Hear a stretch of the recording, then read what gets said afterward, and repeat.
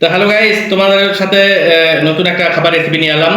চিড়া ভাতে মাখা। তো অনেকে চিড়া খান ভাজে, তবে হয়তো ভালো লাগে না। তবে আজকে আমার মতন করে আপনারা ট্রাই করবেন, অবশ্যই ভালো লাগবে। তো তার জন্য আমি নিছি, দেখেন, একটু চিনি নিছি, পেঁয়াজ কুচি নিছি, আর কাঁচা মরিচ। আর এই যে দেখেন, চিড়া ভাজা নিছি, যেটা আমার আম্মু ভাজছে স্পেশাল করে। সেটা ভিডিওর পরের অংশ থাকবে, রেসিপি কিভাবে কি করছিলাম ওটা অবশ্যই দেখাবো।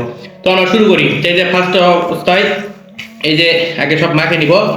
আর যেহেতু আমরা চিরাটি আমাদের লবণ দিয়ে আছে, তো সেই অনুযায়ী লবণ একটু দিচ্ছি না, লবণ একটু এই যে সামান্য পরিমাণ একটু লবণ দিলাম। আর এই যে খাঁটি সরিষার তেল, তো খাঁটি সরিষার তেল দিয়ে আমরা এটা একদম ভালো করে মাখায় নিব। একদম এই যে এরকম ভাবে মাখায় নিব। যখন এরকম সুন্দর করে মাখানো হবে, তখন মাখানো হওয়ার পর এই যে দেখেন চিরাইলা আস্তে করে দিব, আর আমরা মাখায় নিব, আস্তে করে দিব আর মাখায় নিব। তারপর এইরকম ভাবে সুন্দর করে আপনারা মাখিয়ে নেবেন। যাদের তেল একটু বেশি ভালো লাগে তারা একটু তেল বেশি দিবেন, আর যাদের চিনি খাওয়ার ইচ্ছা বেশি তারা একটু মিষ্টি ধরে দিবেন। তবে তেল আর চিনি একটু অ্যাভয়েড করে চলবেন, ওটা খুব স্বাস্থ্যের জন্য ক্ষতিকর। তো দাঁড়ান, আমরা একটু সুন্দর করে মাখি। আপনারা হাত ইউজ করবেন, কারণ চামচে মাখলে খুব একটা মিক্সড ভালো হয় না। আর হাতে আপনারা মাখবেন, যথেষ্ট পরিমাণ ভালো লাগবে।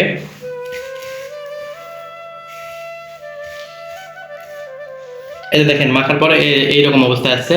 তো অনেক সুন্দর। তবে আমরা একটু খাই খাই একটু টেস্ট করি কেমন লাগে। তো যথেষ্ট পরিমাণ স্বাদ। তো আপনারা এভাবে খাই টেস্ট করবেন, যথেষ্ট ভালো লাগবে। আর আমরা চিরা কীভাবে ভাজছি রেসিপিটা থাকবে আমার ভিডিওর বাকি অংশে, ওটা দেখবেন, আশা করি খুব ভালো লাগবে। ধন্যবাদ। তো আপনাদেরকে বলছিলাম যে চিরা রেসিপি দেখাবো, তো ওই জন্য চিরা রেসিপি নিয়ে হাজির হলাম। তো চিরার রেসিপি একদম সিম্পল। তো ফার্স্ট অফ অল আপনারা চিরা নেবেন। চিরাতে একটু সামান্য পরিমাণ গুঁড়া ঝাল দিবেন, যাদের গুঁড়া ঝাল না থাকবে দেওয়ার প্রয়োজন নেই।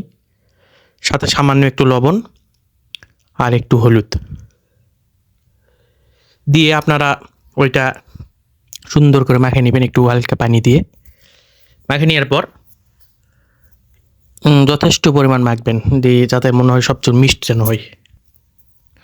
মাখিয়ে নেওয়ার পরে ওইটা তখন রাখে চুলায় কোড়া দিবেন।